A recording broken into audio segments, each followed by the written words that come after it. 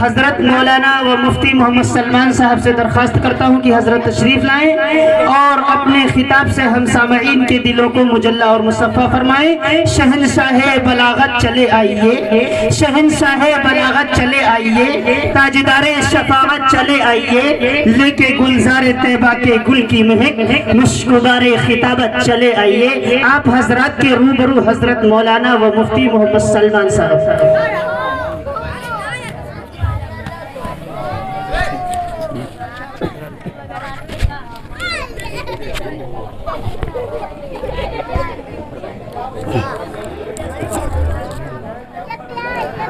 الحمد لله وكفى وسلام على عباده الذين اصطفى أما بعد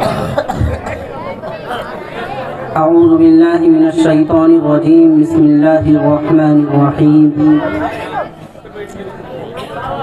يا أيها الذين آمنوا استجيبوا لله وللرسول إذا دعاكم لما يحييكم واعلموا أن الله يحول بين المرء وقلبه وأن الله بكل شيء عليم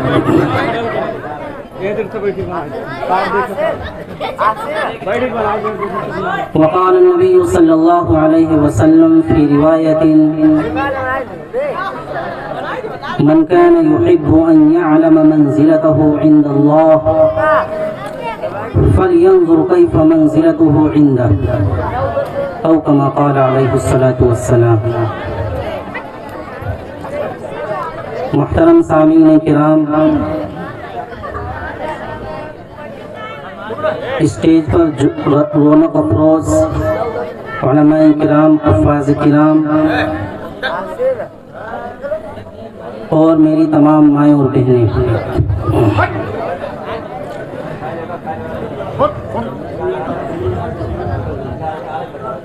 یہ عظیم الشان جلسہ منعقد کیا گیا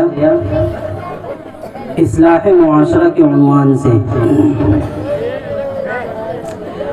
دعا کریں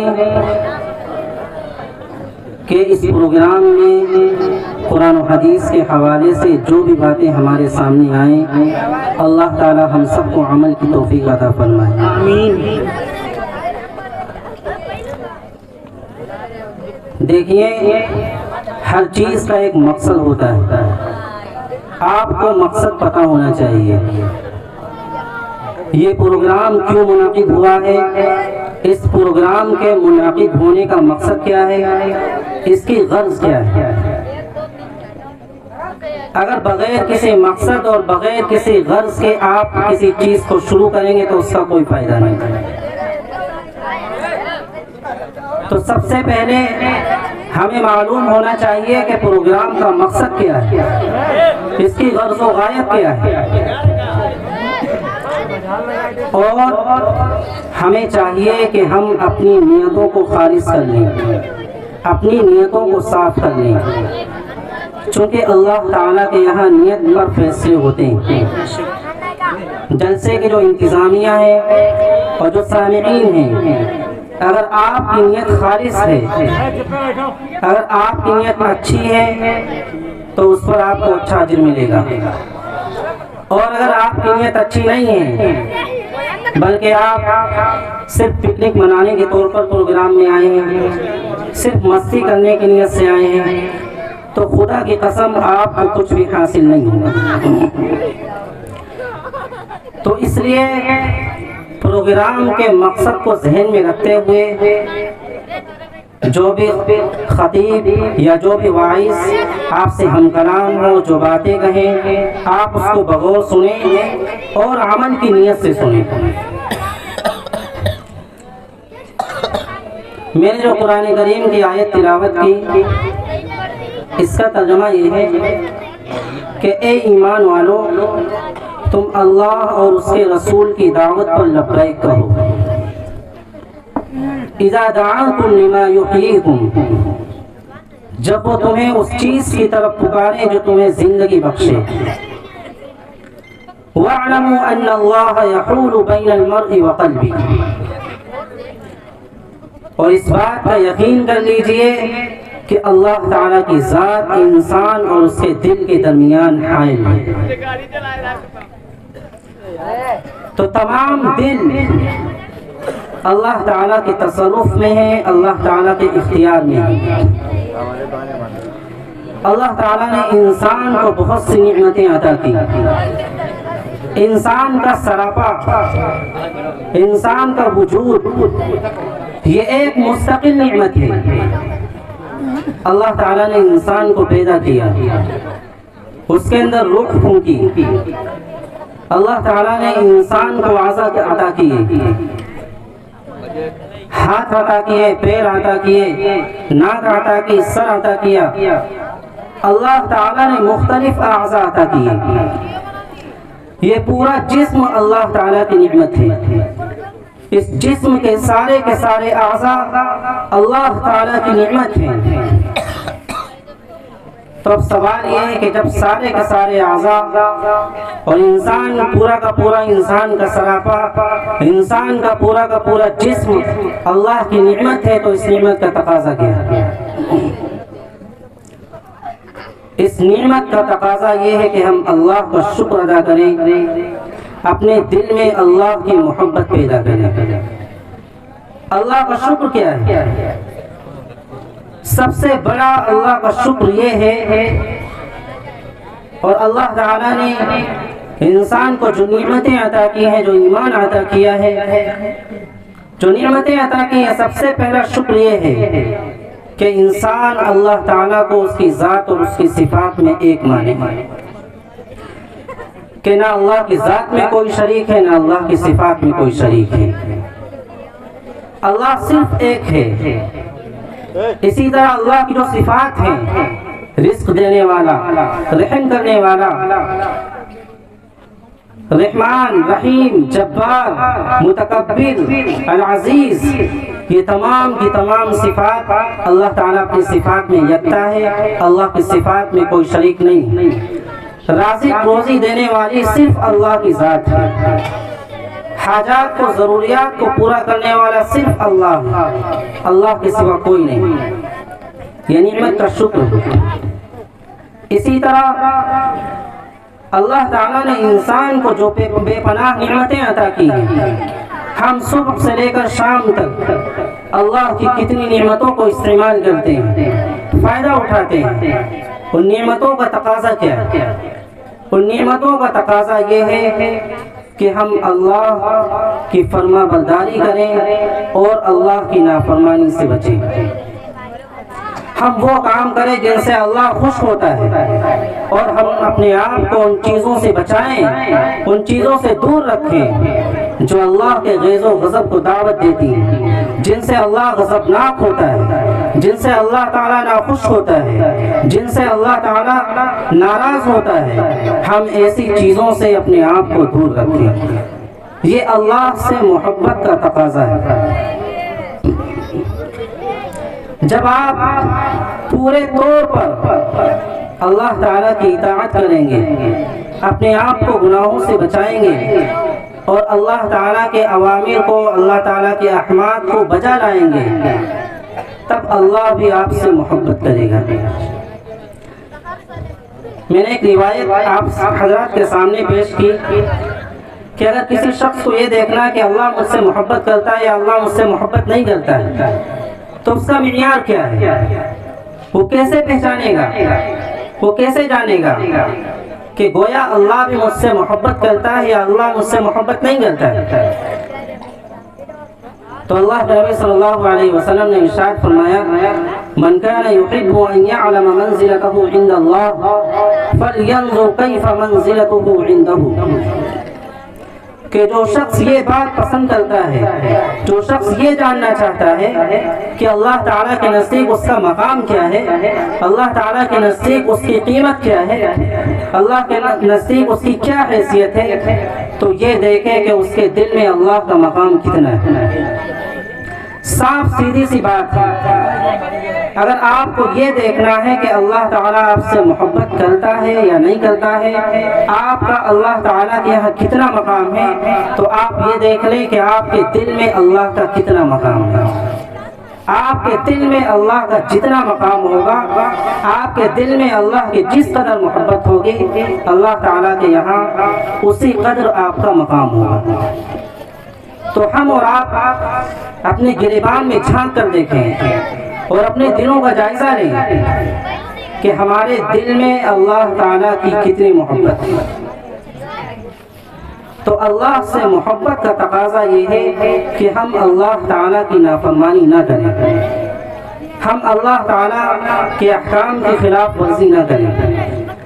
اب آج ہم اپنے معاشرے میں دیکھیں کہ ہم صبح سے لے کر شام تک اللہ تعالیٰ کی کتنی نافرمانی کرتے ہیں، اللہ تعالیٰ کو کتنا ناراض کرتے ہیں، اللہ تعالیٰ کو کتنا غضبناک کرتے ہیں۔ ہم ایسی چیزیں کرتے ہیں کہ جو اللہ کے غیظ و غضب کو دعوت دینے والی ہے۔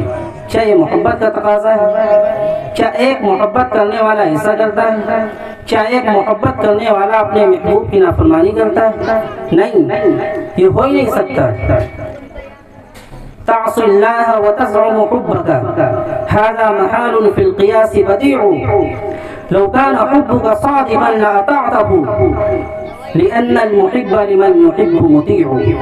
ایک شاعر نے کہا ہے کہ بندہ اللہ کی نافرمانی کرتا ہے اور محبت کا دعوے دار بھی ہے، یہ بات عقل میں نہیں آتی، یہ بات بڑی تعجب خیز ہے۔ کیوں؟ اس لیے کہ اگر وہ اپنی محبت میں سچا ہوتا، واقعی اس کے دل میں اللہ کی محبت ہوتی، تو وہ اللہ کا فرما بردار ہوتا، اللہ کا نافرمان نہ ہوتا۔ اس لیے کہ محبت کرنے والا اپنے محبوب کا فرما بردار ہوتا ہے۔ لأن المحب لمن يحب مطيع، چونکہ محبت کرنے والا اپنے محبوب کا فرما بردار ہوتا ہے۔ آپ معاشرے میں دیکھیے کہ اگر کسی کو کسی سے محبت ہو جاتی ہے تو اس کی زندگی کا انداز دیکھیے کہ وہ اپنے محبوب کے رنگ میں رنگنے کی کوشش کرتا ہے۔ اس کی محبوب کی جو ادائیں ہیں وہ ان اداؤں کو اپنی زندگی میں لانے کی کوشش کرتا ہے۔ اس کے محبوب کو کیا پسند ہے، اس کے محبوب کو کیا چیز پسند نہیں ہے، اسے کون سا رنگ پسند ہے، اس کے محبوب کو کون سے کپڑے پسند ہیں۔ تو اس دنیا کے اندر ایک شخص اگر کسی کو چاہتا ہے تو اس کی پسند اور ناپسند کا خیال رکھتا ہے۔ تو اسی طرح اگر اللہ سے محبت کا دعویٰ ہے تو اس کا تقاضا یہ ہے کہ اللہ کی پسند اور ناپسند کا خیال رکھے۔ کہیں ایسا نہ ہو کہ گناہ کرتے کرتے اللہ تعالیٰ اتنا خفا ہو، اللہ تعالیٰ اتنا ناراض ہو کہ ہم سے توفیق توبہ چھین لے، توبے کا دروازہ ہم پر بند ہو جائے اور ہمیں توبہ کی توفیق نہ ہو۔ ایک روایت میں اللہ کے نبی صلی اللہ علیہ وسلم نے ارشاد فرمایا، الا ان فی الجسد مضغہ اذا صلحت صلح الجسد كله واذا فسدت فسد الجسد كله۔ کہ سن لو، انسان کے جسم میں اللہ نے ایک گوشت کا لوتھڑا رکھا ہے۔ جب وہ گوشت کا لوتھڑا صحیح ہوتا ہے، اس میں کسی قسم کی کوئی خرابی نہیں ہوتی، تو انسان کا پورا جسم صحیح رہتا ہے، اس کے جسم کا پورا نظام صحیح رہتا ہے۔ اور اگر وہ گوشت کا لوتھڑا خراب ہو جائے تو انسان کا پورا جسم خراب ہو جاتا ہے۔ اللہ کے نبی نے فرمایا، الا وہی القلب، غور سے سنو، وہ دل ہے، وہ دل ہے، وہ دل ہے۔ تو اس لیے اگر کوئی بندہ اللہ تعالیٰ کی اطاعت کرتا ہے، اللہ کی فرما برداری کرتا ہے، اللہ کے تقاضوں کو پورا کرتا ہے، جب اللہ کا امر یا اللہ کا کوئی حکم متوجہ ہوتا ہے تو شیطان اسے روکنے کی کوشش کرتا ہے، اس کا نفس اسے روکنے کی کوشش کرتا ہے، لیکن وہ نفس اور شیطان کو روندتے ہوئے کچلتے ہوئے اللہ کے حکم کو بجا لاتا ہے، اللہ کی اطاعت کرتا ہے، اللہ کی بندگی کرتا ہے، تو وہ انسان کامیاب ہوتا ہے اور اس اطاعت کی برکت سے اس کا دل روشن ہو جاتا ہے۔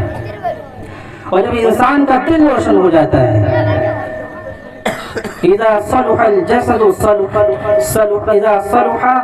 صلح الجسد كله، کہ جب وہ دل روشن ہو جاتا ہے تو دل کے روشن ہونے کی برکت سے انسان کی تمام اعضاء روشن ہو جاتے ہیں اور ہر عضو اللہ کی فرما برداری اور اللہ کی اطاعت کی طرف متوجہ ہوتا ہے۔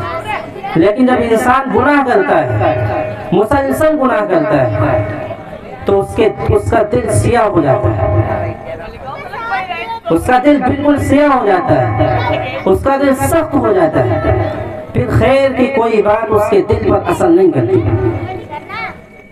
دیکھیں، معصیت کی وجہ سے، گناہوں کی وجہ سے کبھی کبھی آزمائشیں بھی آتی ہیں، لیکن ایسا نسبتاً کم ہوتا ہے۔ لیکن گناہوں کی وجہ سے، مسلسل گناہوں کی وجہ سے دل کا سخت ہو جانا، یہ انتہائی مشکل ترین حالت ہے۔ اس کی وجہ کیا ہے؟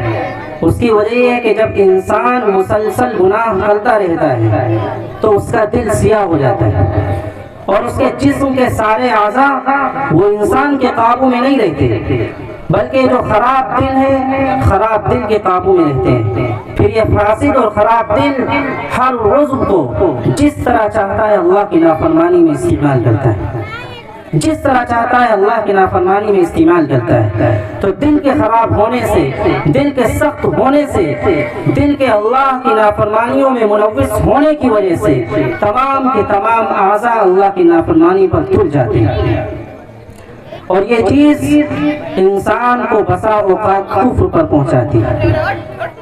اس لیے کہ اسلام اللہ کی سب سے بڑی نعمت ہے۔ اللہ تعالیٰ نے بندے کو اسلام عطا کیا، اللہ تعالیٰ نے بندے کو ایمان عطا کیا۔ کیوں عطا کیا؟ اللہ نے اتنی بڑی نعمت عطا کی، کیوں؟ تاکہ آپ ایمان کے تقاضوں پر عمل کر کے، اللہ کو راضی کر کے، اپنے دل میں اللہ کی محبت کر کے آپ جنت میں داخل ہو جائیں، آپ اپنے آپ کو جنت کا مستحق بنا لیں۔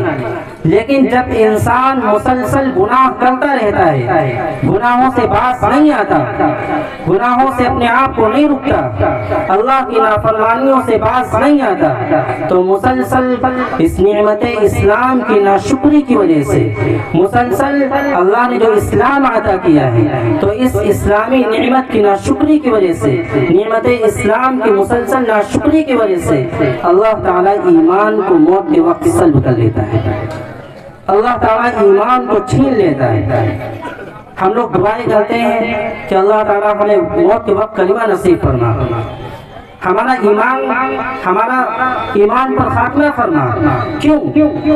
اس لیے کہ ہمارے معاشرے میں بہت سے ایسے لوگ ہیں کہ جن کے نام اسلامی ہیں، جو بظاہر مسلمانوں کی طرح زندگی گزارتے ہیں، لیکن موت کے وقت اللہ تعالیٰ ان کا ایمان سلب کر لیتا ہے، موت کے وقت اللہ تعالیٰ ان کا ایمان چھین لیتا ہے، ان کا ایمان پر خاتمہ نہیں ہوتا۔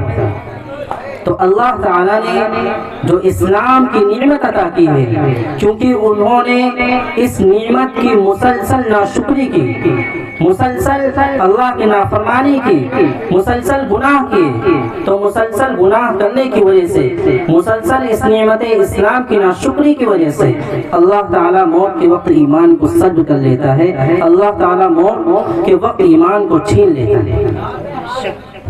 خلاصہ یہ ہے کہ ہم اور آپ اپنے دلوں کا جائزہ لیں کہ ہمارے دل میں اللہ کی کتنی محبت ہے، اور میں نے بتایا کہ آپ کو یہ جاننا ہے کہ اللہ کے یہاں آپ کا مقام کتنا ہے، اللہ کے یہاں آپ کی محبت کتنی ہے، تو آپ یہ دیکھ لیں آپ کے دل میں اللہ کی محبت کتنی ہے۔